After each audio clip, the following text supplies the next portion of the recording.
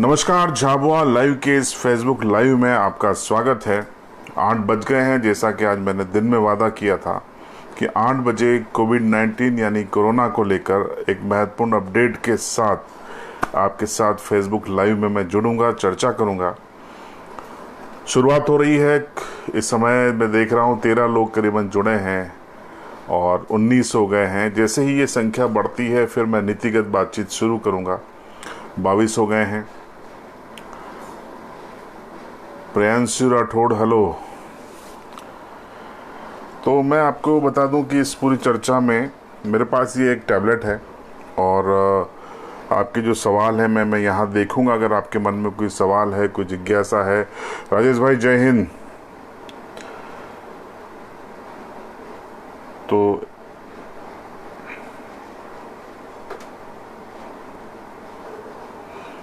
48 लोग जुड़े हैं, कुछ और जुड़ते हैं तो फिर मैं अपनी बातचीत शुरू करता हूं। आप लोगों को मेरी आवाज़ सही आ रही है तो कृपया कमेंट बॉक्स में ज़रूर बता दें, क्योंकि ये वर्क एट होम है, मैं घर से ही आपसे बात कर रहा हूँ।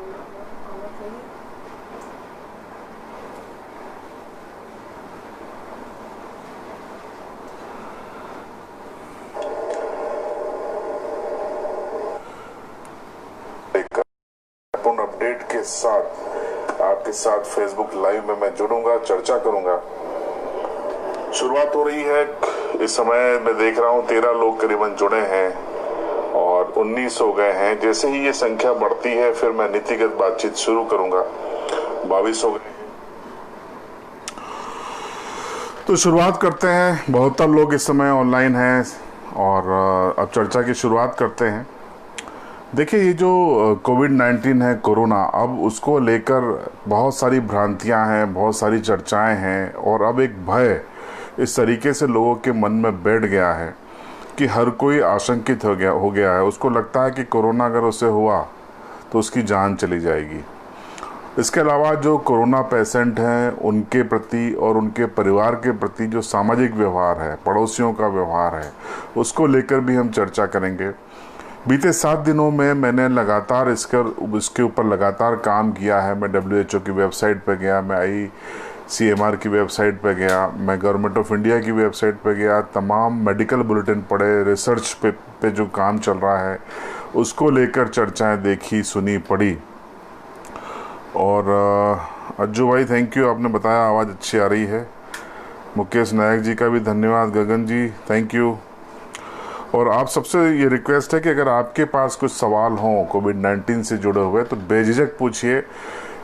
घर में बैठा हूँ, कोई दूसरा काम नहीं है और जो लोग देख रहे हैं वो बिल्कुल सवाल कर सकते हैं। मन में अगर आपके कोई जिज्ञासा है तो इस कोविड-19 पर हम बात करें, विस्तार से बात करेंगे, लंबा लाइव चलेगा, आप जुड़े रहिएगा। उसके पहले मैं कुछ आपको आंकड़े देना चाहता हूं कि इस समय कोविड-19 को लेकर पूरे देश और दुनिया में क्या चल रहा है, आंकड़े क्या है। पूरे विश्व की अगर हम बात करें तो इस समय 21.6 मिलियन लोग इससे पीड़ित हैं। विश्व में 7,74,000 लोगों की जानें कोविड-19 ले चुका है। भारत के संदर्भ में हम बात करें तो करीब 26 लाख लोग इसके शिकार हो चुके हैं। शिकार का मतलब संक्रमण का शिकार हुए हैं। भारत में मौतों का आंकड़ा आज 50,000 के पार पहुंच गया। भारत में आज 50,921 लोगों की जानें गई हैं। ये आज का डेटा है। राजेश जी कह रहे हैं कि पूरे झाबुआ में लॉकडाउन होना चाहिए। इस पर भी चर्चा करेंगे। आंकड़ों पे पहले हम बात कर लें। और आप जो लोग देख रहे हैं इसको शेयर ज़रूर कीजिएगा अपने अपने फेसबुक प्रोफाइल पे, क्योंकि ये बहुत महत्वपूर्ण जानकारी है जो हर शख्स तक पहुंचनी चाहिए, हर भारतीय तक पहुंचनी चाहिए। सिर्फ 15 अगस्त पे झंडा वंदन कर लेना ही देशभक्ति नहीं है। अपने साथियों और अपने देशवासियों को सही जानकारी उपलब्ध कराना भी देशभक्ति का ही एक उदाहरण है। तो आप ज़रूर शेयर कीजिए और व्हाट्सएप ग्रुपों में भी इस लिंक को अभी से आप डाल सकते हैं तो डाल दीजिए, क्योंकि अधिकांश लोगों तक ये जानकारी जाना जरूरी है। मध्य प्रदेश के संदर्भ में हम बात करें तो MP में 45,455 लोग अभी तक पॉजिटिव हैं, जिनमें 1,105 लोगों की जान गई है। लेकिन अच्छी बात यह है कि 34,038 लोग रिकवर होकर घर भी लौट आए हैं। झाबुआ में 300 का आंकड़ा लगभग पार हो गया है। 5 डेथ हुई है, लेकिन रिकवरी भी झाबुआ में अच्छी है। अलीराजपुर में भी 300 के आसपास, 300 को पार कर गया है संक्रमितों की संख्या, और डेथ 2 है। यहाँ पर डेथ रेट बहुत अच्छा है। और ये मोटा मोटा आंकड़ा था। शुरुआत में कोविड-19 ने जो मौतें दी हैं, खासकर अमेरिका, यूरोप के फ्रांस में, जर्मनी में, लिटिल अमेरिकन कंट्री ब्राज़ील में, अब वहाँ पर भी ये कमज़ोर पड़ा है। या हम कहें कि डॉक्टरों ने इस मैकेनिज़्म को थोड़ा समझ लिया है। भले इसका उपचार नहीं है, लेकिन इसकी घातकता को कैसे कम किया जा सकता है, ये मेडिकल साइंस से जुड़े लोगों ने समझ लिया है, और उसका यहाँ पर फ़ायदा होता दिख रहा है। सुखराम प्रजापति जी कह रहे हैं कि एक बार फिर से लॉकडाउन लगना चाहिए। राकेश भुरिया भी कह रहे हैं कि लॉकडाउन चाहिए। राहुल जी को नमस्कार। कोविड-19 की शुरुआत करें जिससे जानकारी मिल सके। बिल्कुल शुरुआत होगी। तो ये आंकड़ों की हमने अब आपसे बात की। अब सवाल उठता है कि ये मैं 3 चरणों में आपसे बात करूंगा। कोविड-19 है क्या, कोरोना है क्या, सबसे पहला बिंदु होगा। ये किस तरीके से फैला ये आप सब जानते हैं। चीन के वुहान शहर से लौटा, उस पर बात करना बेकार है। क्या कोरोना जानलेवा है या उससे हम बच सकते हैं? जानलेवा कैसे है, कब वो जानलेवा हो जाता, उस पर मैं आपको विस्तार से बताऊंगा, और आप सुनिएगा, क्योंकि ये आपके परिवार के लिए बहुत महत्वपूर्ण जानकारी है। परिवार, समाज, मोहल्ले के लिए। और कैसे इससे बचा जा सकता है। इससे बचने के दो तरीके हैं। या तो आप अपने आप को कोरोना होने ही न दें, यानी प्रिवेंटिव मेजर्स उठाएं, और अगर आपको कोरोना हो गया तो आप उससे कैसे सुरक्षित रहें। ये 2 तरीकों पे हम बात करेंगे। सबसे पहले अच्छी बात यह है कि कोविड-19 यानी कोरोना, जिसको लेकर एक भय का माहौल बनाया जा रहा है, हकीकत में ये उतना भयानक नहीं है। जी हाँ, आंकड़े बोलते हैं कि ये उतना भयानक नहीं है, लेकिन फिर भी इसको लेकर आम लोगों में इतना डर है कि इससे जो मौतें हो रही हैं वो ज़्यादातर हार्ट अटैक से हो रही है। घबराहट में का जो हार्ट हैं वो फेल हो रहे हैं। तो अब बात करते हैं कि ये घातक क्यों नहीं है। पहले तो ये कोरोना के आंकड़े बोलते हैं कि इस समय भारत में रिकवरी रेट 73% पे पहुंच गया है, और डेथ रेट पीएम मोदी ने कहा है कि 1% से नीचे लाना है, और इस समय देश में 1.90 डेथ रेट है, यानी कि हम इसको 2% मान लेते हैं। यानी 100 लोग अगर कोरोना के शिकार होते हैं तो 98 उनमें से 98 लोग अपने वापस घर लौट आते हैं ठीक होकर। अब आप कहेंगे कि जब इसका इलाज ही नहीं है तो ठीक कैसे हो रहे हैं, उस पर भी हम आएंगे।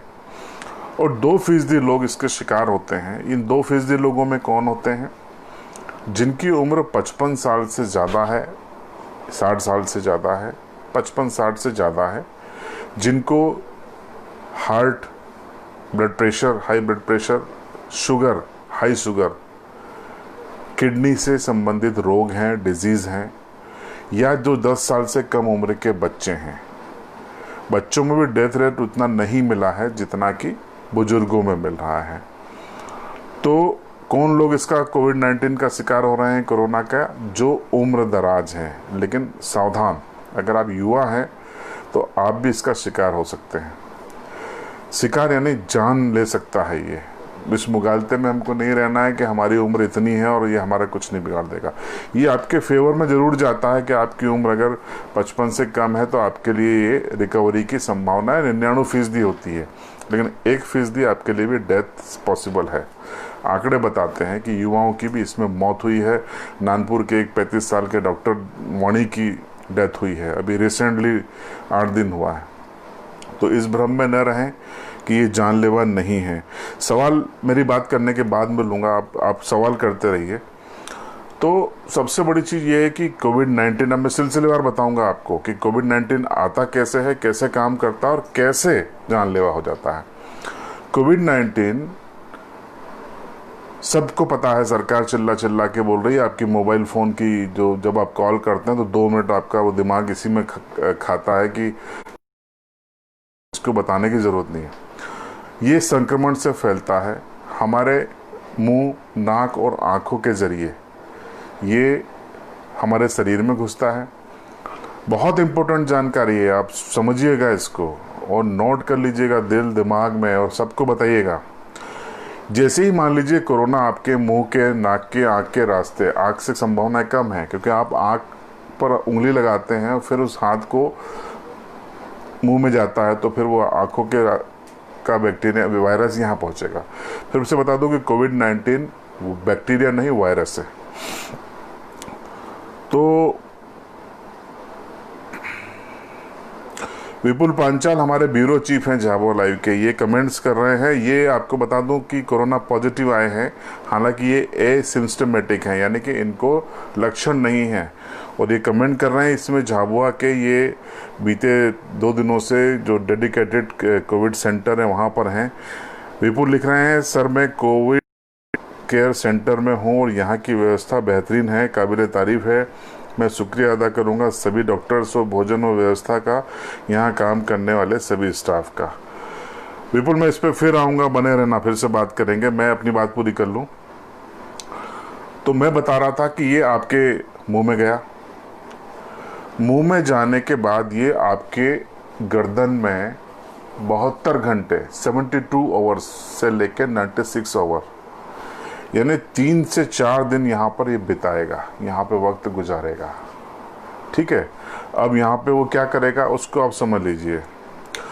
ये यहाँ पर जैसे मकड़ी कैसे जाले बुनती है, थूकती है और उसके जाले बनते जाते हैं, ऐसी कोविड-19 यहाँ पर एक घेराबंदी करेगा आपके श्वसन तंत्र की। शासन जो आप सांस लेते हैं उस सिस्टम को यहाँ पर एक लेयर बनाएगा जो आपके सांस को रोकने का, प्रभावित करने का काम करेगी।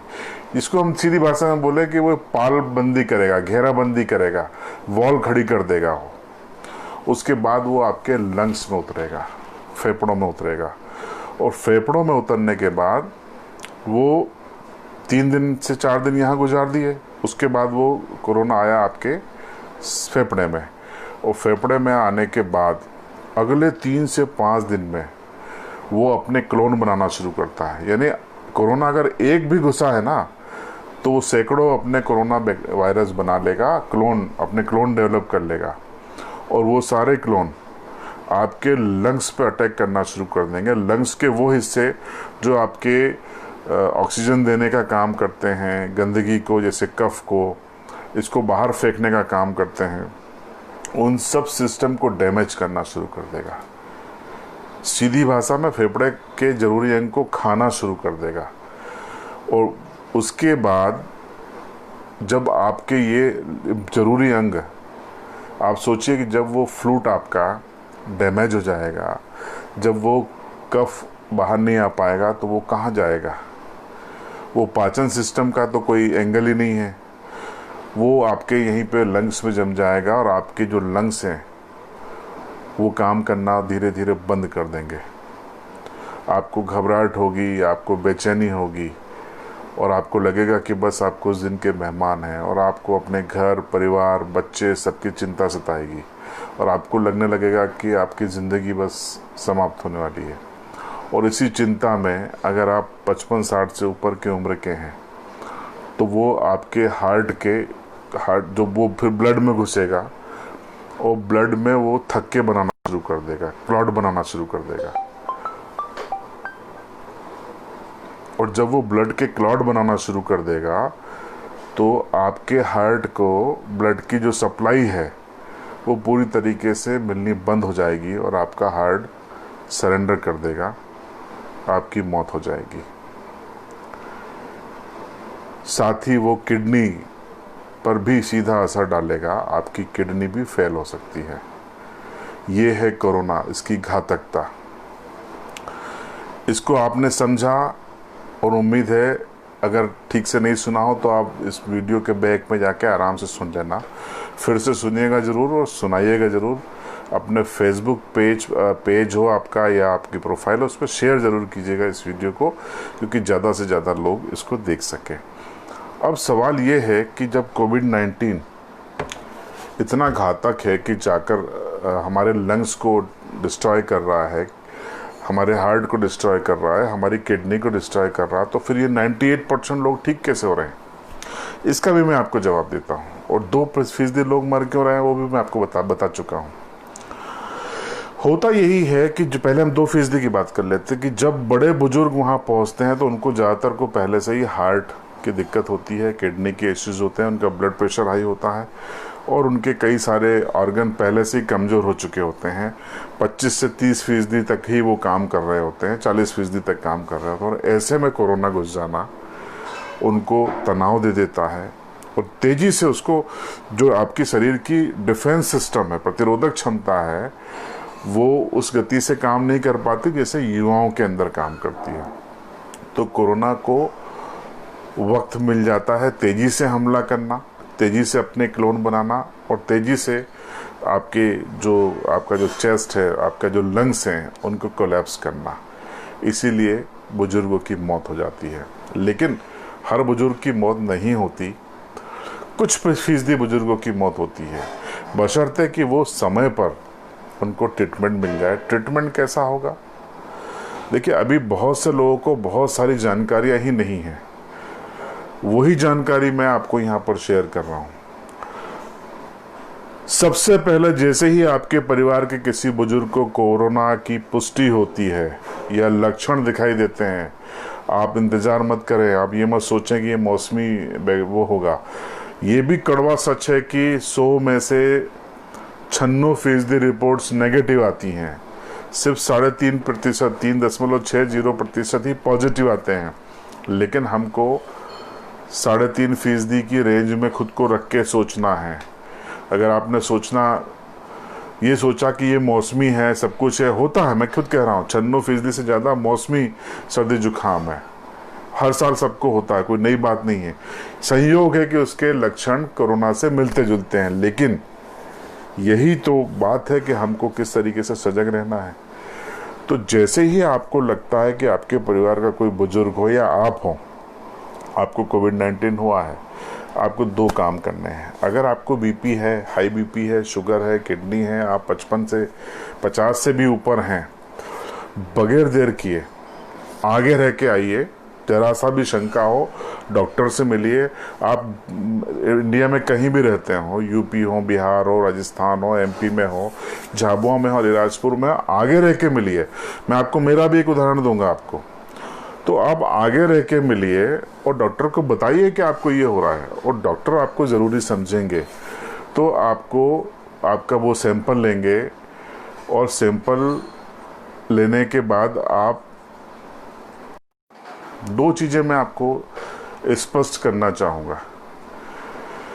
ड्रॉबैक है, सरकारी सेवाओं का ड्रॉबैक बता रहा हूँ मैं। सरकार की आलोचना करना मेरी मंशा नहीं है, पर जो हो रहा है वो मैं बताऊंगा, उससे चूकूंगा नहीं।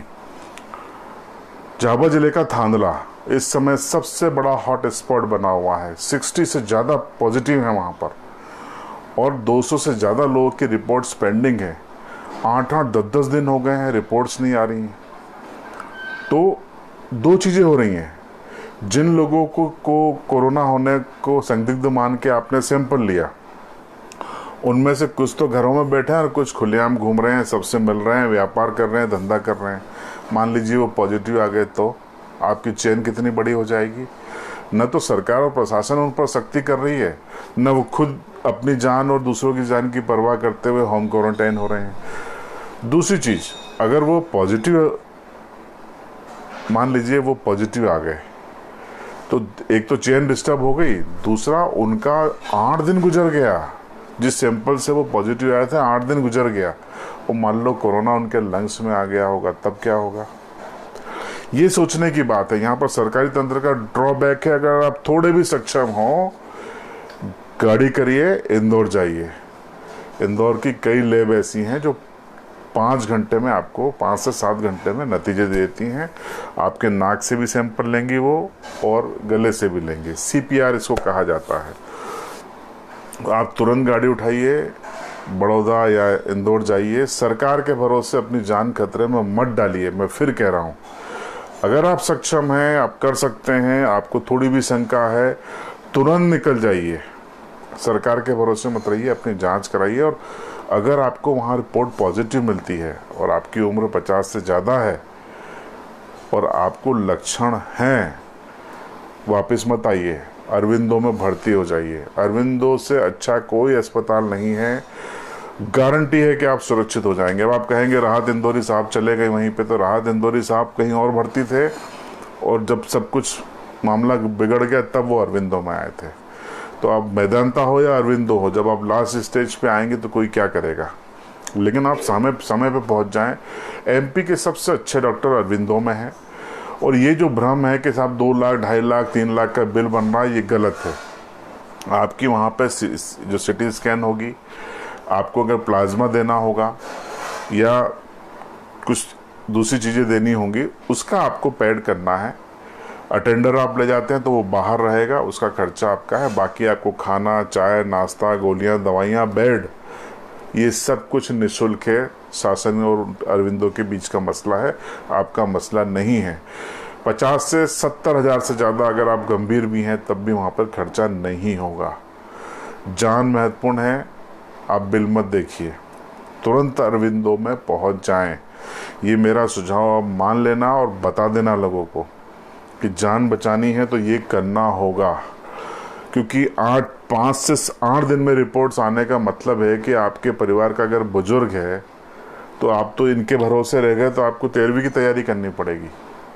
इनके भरोसे मत रहिए। परिवार का वरिष्ठ सदस्य, बुजुर्ग परिवार का सबसे बड़ा अभिभावक होता है। उनकी जान की कीमत समझिए। आपके घर पीढ़ी में वो बैठे हैं तो आपका जो कॉन्फिडेंस लेवल होता है उसका महत्व समझिए और उनकी चिंता करते हुए इनके भरोसे मत बैठिए, तुरंत जाइए। एक तो ये करिए। दूसरी महत्वपूर्ण बात मैं आपको बता रहा था कि सिटी स्कैन, अगर आपको संदेह है, मैं मेरा उदाहरण दे रहा हूँ। मैंने 20 मार्च से लेकर आज तक कंटिन्यू, बीते 7 दिन को छोड़ दूँ, मैं कंटिन्यू हज़ारों लोगों के बीच में जाके रिपोर्टिंग की है। पेट्रोल में आपने मुझे देखा होगा, बसों में घुसा, प्रवासी मजदूरों से बातचीत करता रहा, यूपी के, बिहार के, झारखंड के, राजस्थान के, एमपी के अफसरों से बात करता रहा, स्वास्थ्य कर्मचारियों से बात करता रहा। इम्यूनिटी मैंने अपनी बनाए रखी, जो तरीके हैं वो भी मैं आपको बताऊंगा। लेकिन जैसा कि आपको मैं बता दूं कि कोरोना को जो लोग हम अभी तक गंभीरता से नहीं ले रहे थे, अब उसको गंभीरता से लेने की ज़रूरत है। इसलिए ज़रूरत है कि अभी तक ये क्लस्टर में चल रहा था और अब ये कम्युनिटी लेवल पे आ रहा है, यानी इसका सामुदायिक प्रसार का वक्त आ गया है। आपने देखा होगा भारत में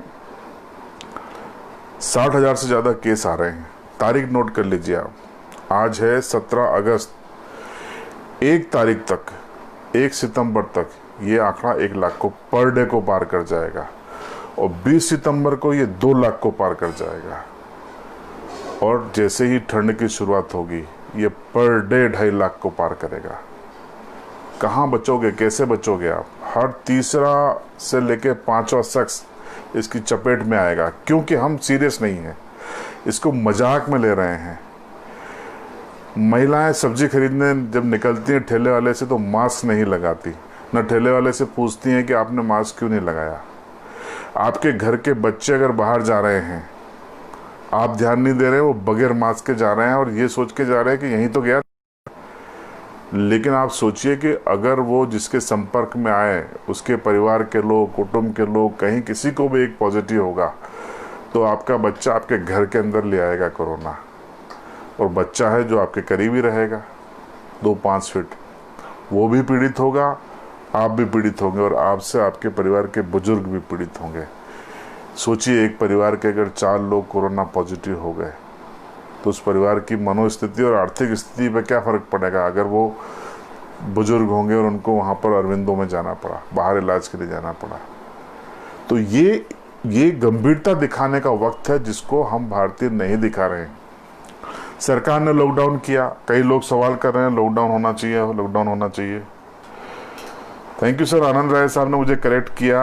आनंद राय साहब की मदद से ही मैंने ये कल संडे के दिन मैं मेरी पूरी स्टोरी बताऊंगा और ये मैंने अपने टेस्ट करवाए थे। तो मैं मेरी बात पूरी कर लूँ कि मुझे थोड़ा लगा कि मुझे कुछ खराश है। दरअसल मेरे गले में आपको एक चिन्ह दिख रहा होगा, ये कट हुआ था। ये मेरा जब मैं 10 महीने का था तब मेरा एक सर्जरी हुई थी गले की, और ये 4 महीने में घाव सूखा था।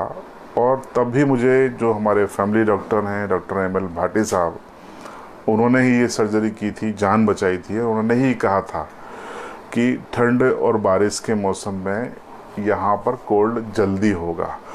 बट जैसा कि कोल्ड होता है आजकल और हमको लगता है कि ये कोरोना है, तो मुझे भी वही लगा कि ये कोरोना है।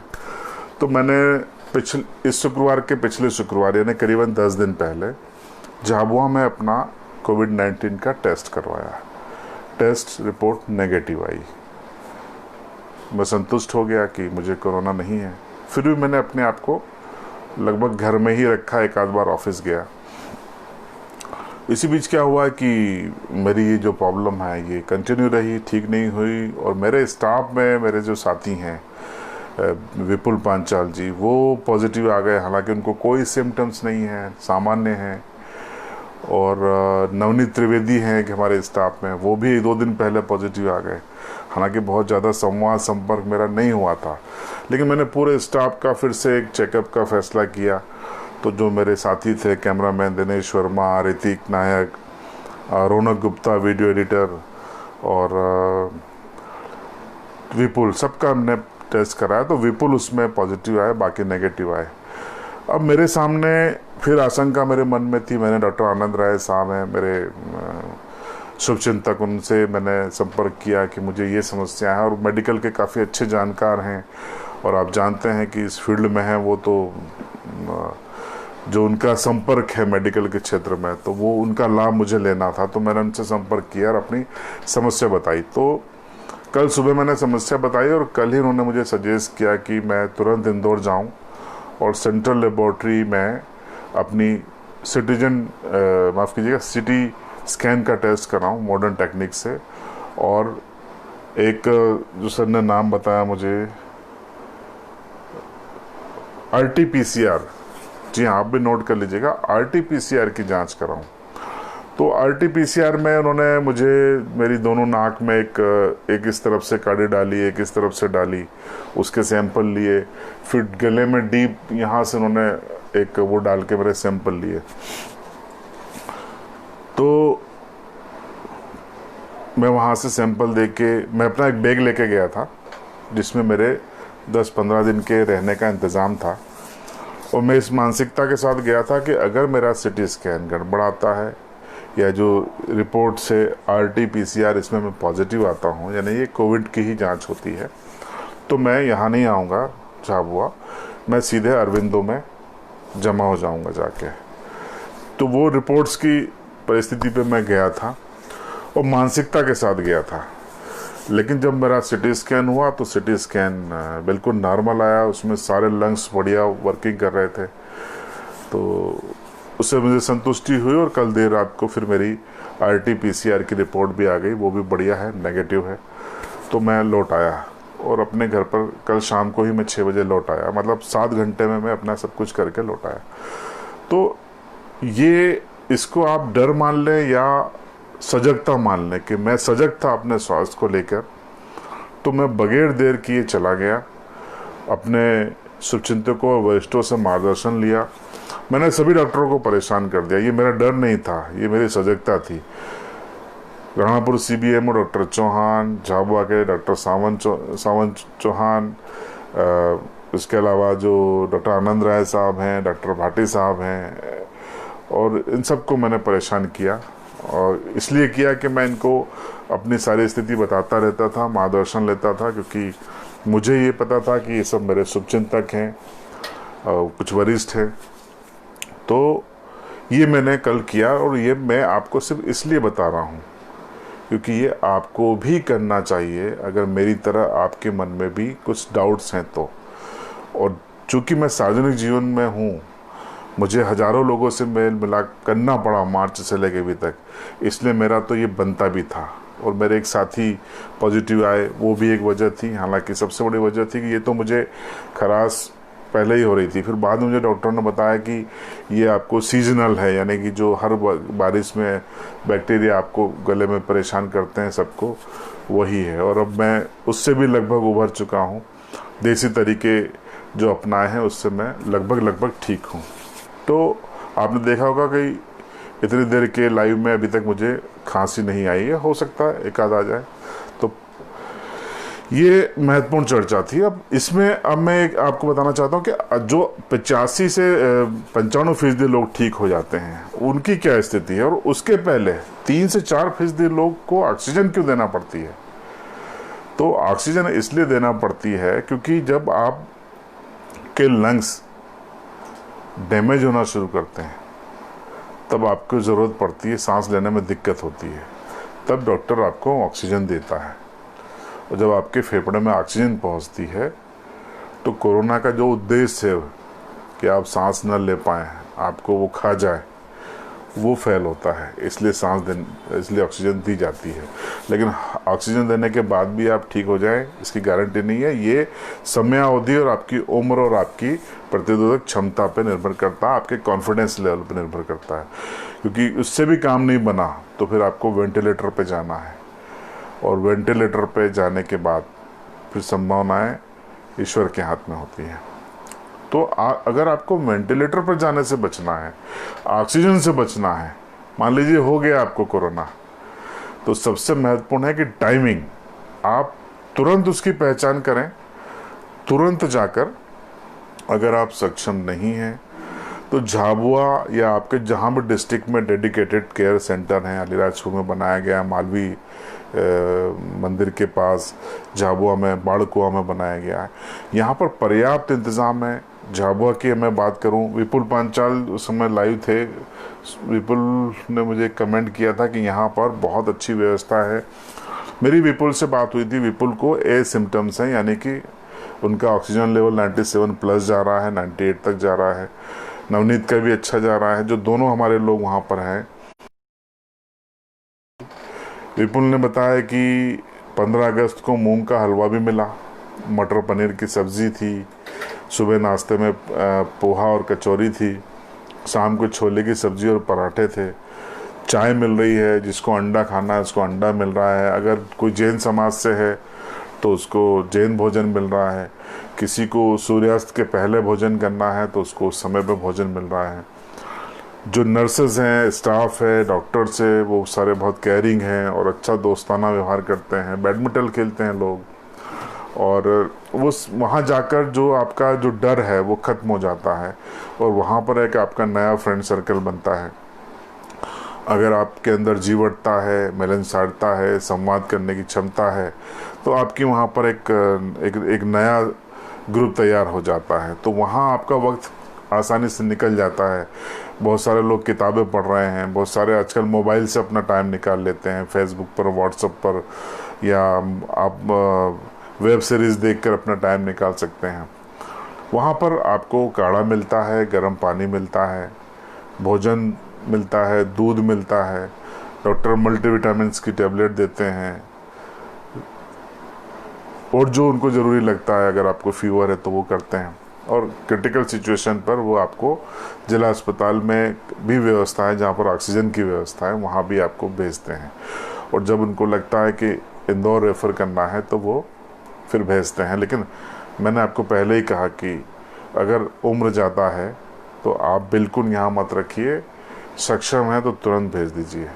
अगर आपको अपने बेहद ज़्यादा अजीज़ हों, आपके करीबी हों, माँ बाप हों, बड़े बुजुर्ग हों, जो आपके परिवार के लोग हैं, उनकी जान को सुरक्षित करना है तो उनको वहाँ पर भेजिए। कोरोना को लेकर पूरे विश्व की हम जो बात कर रहे थे, पहले हम भारत की बात कर लेते हैं। तो जो एसिम्प्टोमेटिक होते हैं, जिनको लक्षण नहीं है, यानी इनका मतलब है कि उनका कोरोना गले और नाक में है और कम है, वो अंदर नहीं उतर पा रहा है, तो वो लोग वहाँ पर डेडिकेटेड सेंटर पर जाते हैं। डॉक्टर उनको वहाँ पर अलग रखते हैं।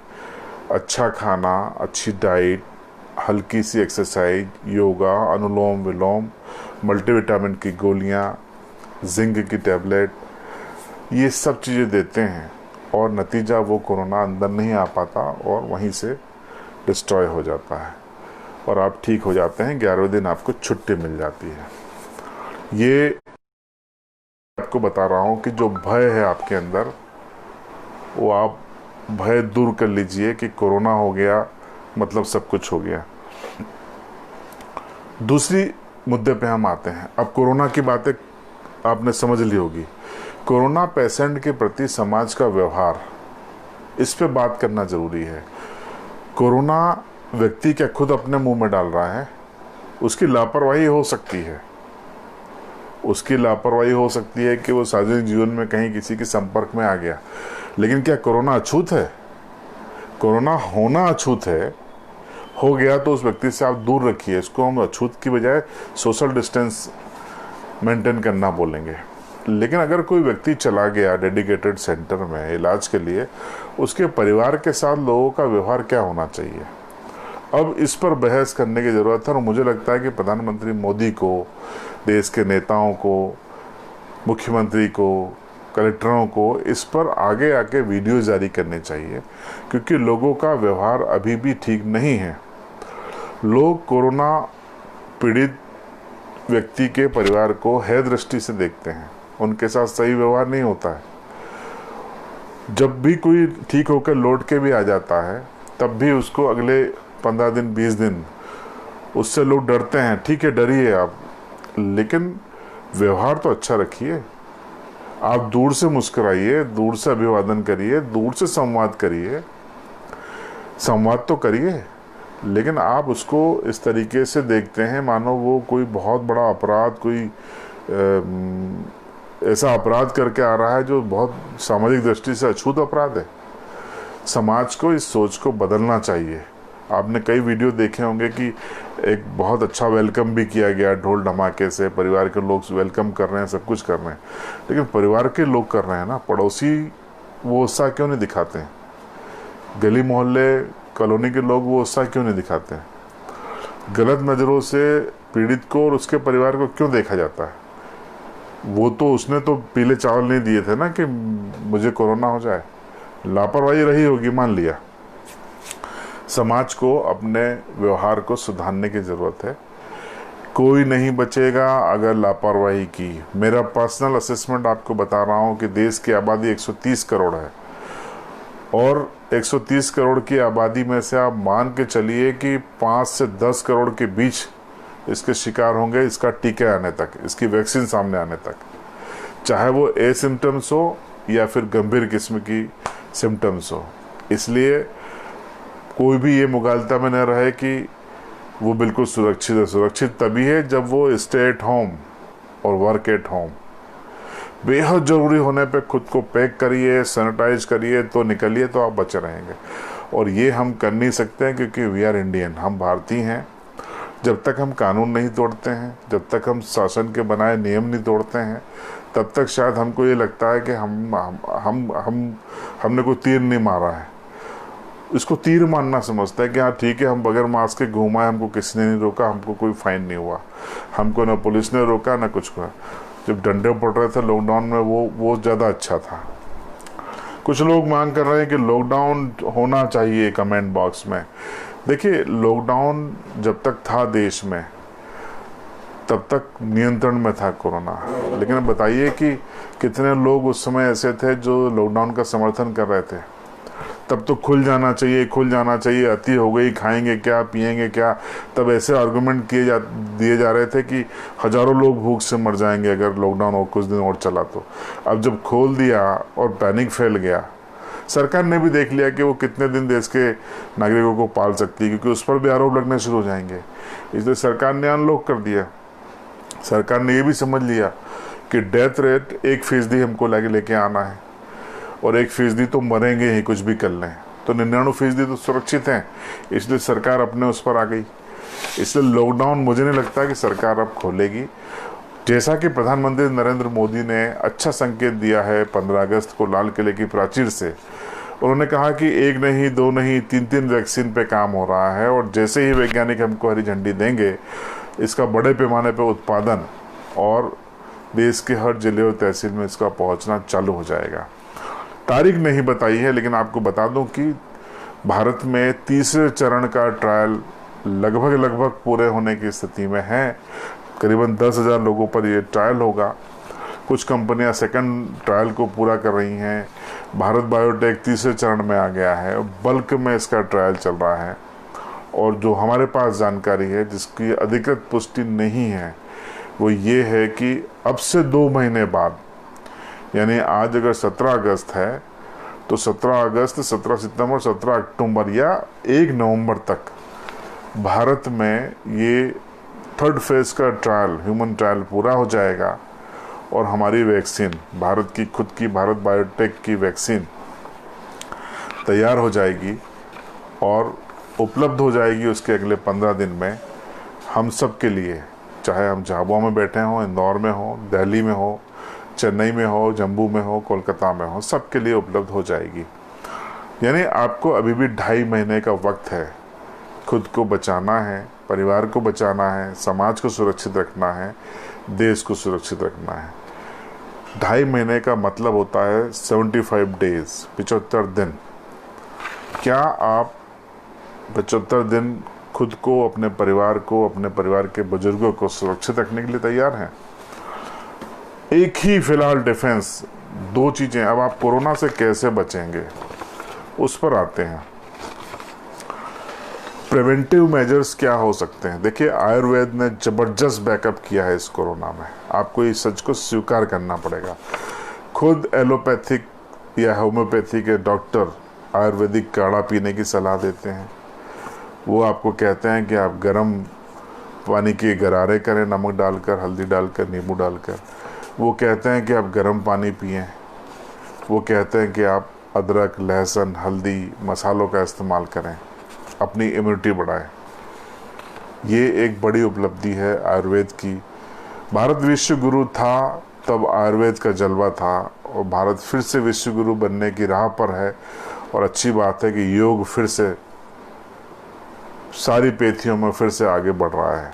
माना कि तत्कालिक जो इंसिडेंट्स होते हैं हेल्थ से जुड़े हुए, उसमें एलोपैथी का कोई तोड़ नहीं, लेकिन एलोपैथी के पास कोरोना रोकने का कोई तोड़ नहीं है, आयुर्वेद के पास है। कैसे है? मैंने आपको बताया था कि कोरोना 3 से 4 दिन आपके गले में, कुछ मामलों में 5 दिन आपके गले में विराजता है, बैठता है, और यहाँ वो अपनी एक लेयर बनाता है।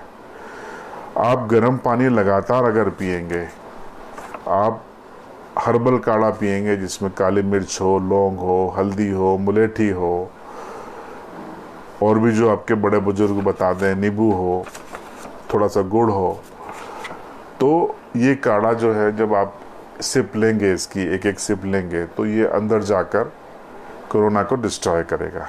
गर्म पानी डिस्ट्रॉय करेगा। जब आप भाप लेंगे नियमित तौर पर दिन में 2 या 3 बार, तो आपकी नाक और गले में बैठा हुआ कोरोना निपट जाएगा। एलोपैथी से इलाज नहीं है, लेकिन ऐसे निपट जाएगा। ये उसका तरीका है, रामबाण तरीका है, और यही करके आप अपने आप को सुरक्षित कर सकते हैं। आप प्याज, लहसुन, अदरक का इस्तेमाल करें, उसकी चटनी बना के खाएं, सब्ज़ी बना के खाएं। नींबू आपके शरीर में दिन में 1 बार जाना चाहिए, लेकिन ऐसा नहीं चूसना है आपको। आप गर्म पानी के साथ लें, ठंडे पानी के साथ वो नुकसान करेगा। गर्म पानी के साथ लें, और उसके अलावा आप दाल सब्ज़ी में उसको यूज़ करें। नींबू पानी गर्म करके उसको 3 से 4 गिलास पिएं। इससे आप कोरोना से बच सकते हैं। आपका शरीर, इम्यूनिटी आपकी स्ट्रांग रहेगी। उस अवधि में जो 3-4 दिन गले और नाक में कोरोना गुजारता है, वो डिस्ट्रॉय हो जाएगा। ये प्रिवेंटिव उपाय हैं, इसके अलावा कोई उपाय नहीं है। और दूसरा उपाय है, जब भी बाहर निकलें, एक अच्छी गुणवत्ता का मास्क लगा के निकलें। हो सके तो अपने सिर को कैप से ढकना शुरू कर दें, या महिलाएं हैं तो अपने दुपट्टे को ढकें, लड़कियां हैं तो वो भी दुपट्टे से अपने आप को सुरक्षित कर सकती हैं। मास्क सिस्टम को यूज़ करें, जो पहला महानगरों में करती थी लड़कियां, वो अभी भी कर सकती हैं।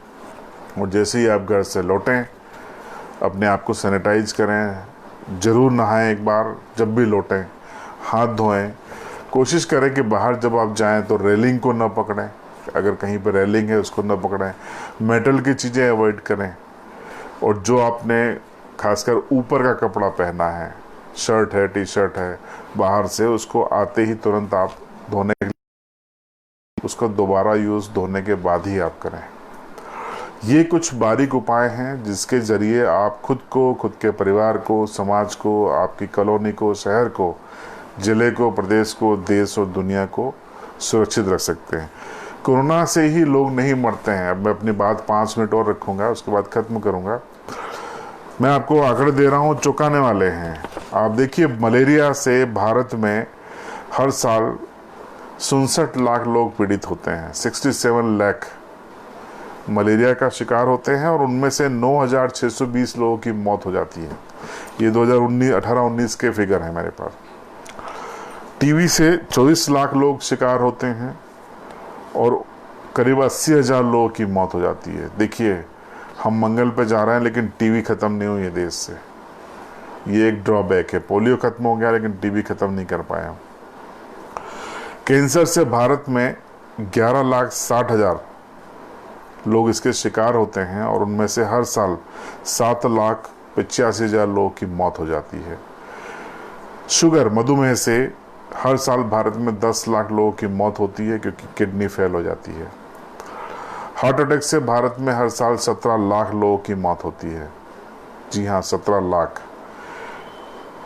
सड़क दुर्घटनाओं में भारत में हर साल 1,15,417 लोगों की मौत होती है। सुसाइड में भारत 2,30,000 लोग गंवा देता है। हर साल 2,30,000 लोग भारत में आत्महत्याएं करते हैं।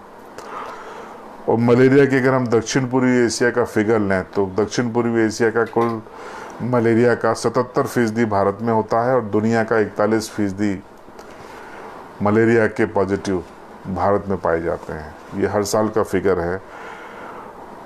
तो ये फिगर है। तो मौतें अकेले सिर्फ कोरोना से नहीं होती। मौतें मैंने आपको बताया कि भारत में malaria, TB, cancer, diabetes, road accident, suicide में भी हर साल कोरोना से ज़्यादा होती हैं। तो ये डिजीज़ है। फिर से कह रहा हूँ, बहुत जल्दी 1% पे इसका डेथ रेशो आ जाएगा। लेकिन आपको कोशिश कीजिएगा कि कोरोना ना हो। हम भी शुभकामनाएं देते हैं, दुआएं करते हैं कि आपको कोरोना ना हो। लेकिन हो गया तो 1% में मत आइएगा, 99% में रहिएगा, ठीक होकर घर लौटिएगा। लेकिन समय पर उसको डिटेक्ट करिए, पहचान करिए, छिपाइए मत। कई जगह से रिपोर्ट्स आ रही हैं कि लोग छिपा रहे हैं, सैंपल देने को तैयार नहीं है, लोग डर रहे हैं। वो सोचते हैं कि हम 14 दिन अंदर रख देंगे। कई मौतें झाबुआ में और दूसरी जगह ऐसी हुई हैं कि कोरोना की शंका घर परिवार सबको हो गई थी, लेकिन लोकल डॉक्टरों से अपने ज्ञान के आधार पर लोगों ने इलाज किया और जब लंग्स 60% से ज़्यादा खा लिए तब वो लेकर अस्पताल गए हैं। डॉक्टरों का मौका नहीं देंगे तो क्या होगा? डॉक्टरों को वक्त ही नहीं मिला और मौत का शिकार हो गए। डॉक्टरों को वक्त दीजिए, आपको बचाने का मौका दीजिए और वो मौका उनको पर्याप्त मिलना चाहिए। ये डॉक्टरों का भी हक है और ये आपकी भी जिम्मेदारी और कर्तव्य है। इसलिए थोड़ी सी भी शंका हो, जांच कराएं। सक्षम हो तो तुरंत चले जाएं, 1 दिन में रिपोर्ट ले लें। यहाँ सरकारी सिस्टम है। जिला अस्पताल में तो आपको जो किट आती हैं वो बमुश्किल 50 से 100 के आसपास आती हैं, तो वो 1 या 2 दिन में रिजल्ट दे देंगे। लेकिन जो MGM इंदौर जा रही हैं वो हज़ारों पेंडिंग है, सैकड़ों पेंडिंग है। 5 से 8 दिन हो गए, रिपोर्ट्स नहीं आ रही है। और जब तक रिपोर्ट्स नहीं आ रही है तब तक सैंपल देने वाले या तो खुले घूम रहे हैं, कई लोगों से मिल रहे हैं, संपर्क में आ रहे हैं। थानला उसका सबसे बड़ा उदाहरण है।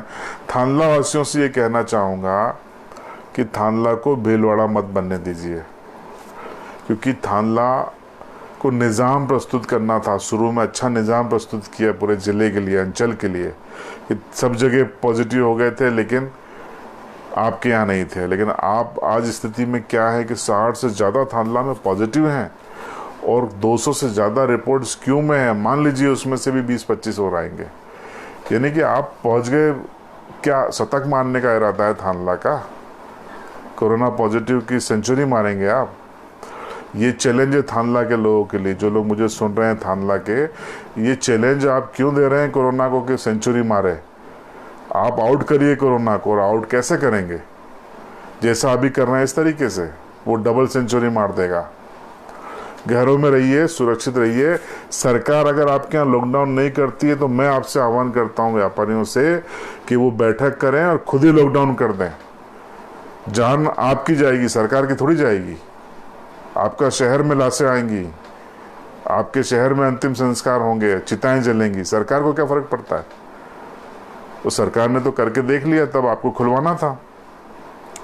थांदला के व्यापारी गंभीरता को समझे। 13 दिन लगते हैं चैन टूटने में। आप तुरंत 15 दिन से 20 दिन का या 21 दिन का लॉकडाउन कर दें और जो गरीब हैं उसकी आप ही मदद करें, उसके यहाँ खाने का संसाधन भिजवा दें। अपने शहर को इसी तरीके से आप बचा सकते हैं। अनलॉक तो लॉकडाउन में बदलने वाला नहीं है। और रिपोर्ट्स देने में थांदला के जो लोग आनाकानी कर रहे हैं वो थांदला के दुश्मन हैं। वो समझ लें, वो थांदला के दुश्मन है, वो समाज के दुश्मन है। ऐसे लोगों की लिस्ट जो देने से बच रहे हैं, लोगों को फेसबुक पर सार्वजनिक करना चाहिए, सरकार से लिखित में शिकायत करना चाहिए। लोकल में संबंध खराब होने का सोच के आप चुप बैठे रहेंगे तो शहर आपका बर्बाद होगा। तो इस चीज़ को समझिए और गंभीरता से लीजिए। ये फेसबुक लाइव आपको कैसा लगा कमेंट बॉक्स में ज़रूर लिखिएगा। और इस पेज को आपने लाइक नहीं किया है तो लाइक ज़रूर करें। लगातार इस तरीके के लाइव को लेकर मैं आपके बीच आता रहूँगा। और जो मेरी बताई हुई बातें हैं, इसमें किसी को भी शंका हो, इस वीडियो के लिंक को डॉक्टरों को भेज दें, जो एक्सपर्ट पैनल है उसको भेज दें और उससे भी वेरीफाई करा सकता है। तो फिलहाल इतना ही। शुभ रात्रि, अपना ख्याल रखिए, कोविड-19 से निपटिए। Good night.